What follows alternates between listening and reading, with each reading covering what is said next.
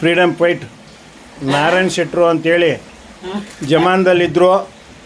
ಅವ್ರ ಮನೆ ಈಗ ಜಲಾಮೃತಗೊಂಡಿದೆ.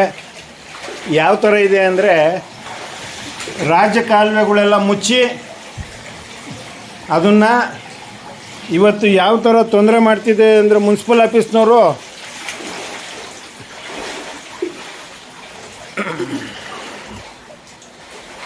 ಯಾವ ಥರ ಅಂದರೆ 12 ಅಡಿ ಇದ್ದ ರಾಜ ಕಾಲುವೆನ 1 ಮೀಟ್ರಿಗೆ ರೆಡಿ ಮಾಡಿ ಬಿಟ್ಟಿರೋದು ಕಾರಣ